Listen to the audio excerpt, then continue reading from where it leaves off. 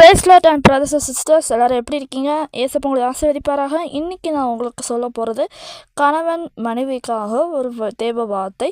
புதுசாக கல்யாணம் பண்ண போகிறவங்களா இருந்தாலும் சரி, கல்யாணம் ஆன பின்னால் இருந்தாலும் சரி, அண்ட் பிஃபோர் அண்ட் ஆஃப்டர் ரெண்டு பேருக்குமே ஒரு அழகான வார்த்தையில் இருக்குது. ஒரு குடும்பத்தோட ஸ்திரீயாக இருந்தாலும் சரி, குடும்பத்தோட ஹஸ்பண்டாக இருந்தாலும் சரி, அவங்களுக்குண்டான வார்த்தை. என் பிரியமே நீ ரூபவதியே, என் சகோதரியும் அழகாக இருக்கிறார், உன்னதத்திலே ஒரு குறை இல்லை. உன்னத பாட்டு 4ஆம் அதிகாரத்தில் 7வது வசனம் ஒரு அழகான வசனமாக இருக்கிறது.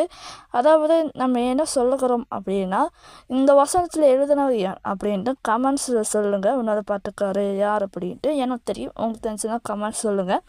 ஏன் அப்படி சொல்கிறோம் அப்படின்னா, ஜீசஸ் ஒவ்வொரு வசனமும் அழகாக எழுதியிருப்பார் கணவன் மனைவிக்காக. ஆனால் எஸ்பெஷலி நான் சொல்கிற வார்த்தை, மனைவிகிட்ட எதிர்பார்க்குற விஷயம், நம்ம செஞ்ச சாப்பாடு நல்லா இருக்குதா இல்லையான்ட்டு சொல்லுவாங்களா, நம்ம பண்ண ட்ரெஸ்ஸிங் நல்லா இருக்குதா இல்லையான்ட்டு சொல்லுவாங்களா. அதே மாதிரி பார்த்திங்க அப்படின்னா, நம்ம எதிர்பார்க்குறது மனைவிமார்கள் நிறையா விஷயங்களை எதிர்பார்ப்பாங்க. ஆனால் ஹஸ்பண்ட் சில டைம் அது செய்ய மாட்டாங்க, சில டைம் அது சொல்ல மாட்டாங்க. அது எதனால் அப்படின்னா, அதனால தான் குடும்பத்தில் ஒரு ஆசீர்வாதமாக இல்லாமல் இருக்கலாம்.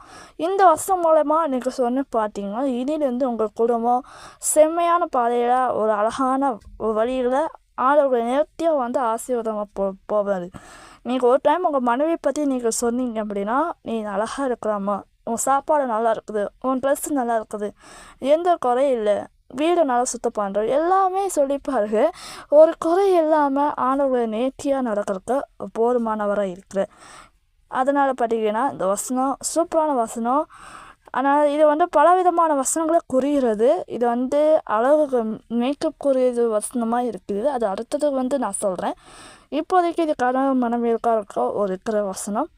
அதனால் பார்த்தீங்கன்னா இந்த வீடியோ பிடிச்சினா லைக் பண்ணுங்கள், ஷேர் பண்ணுங்கள், நம்ம பேஜை ஃபாலோ பண்ணுங்கள், சப்ஸ்கிரைப் பண்ணிக்கோங்க. அதே மாதிரி அலையும் ஷேர் பண்ணுங்கள். God bless you. ஆமென்.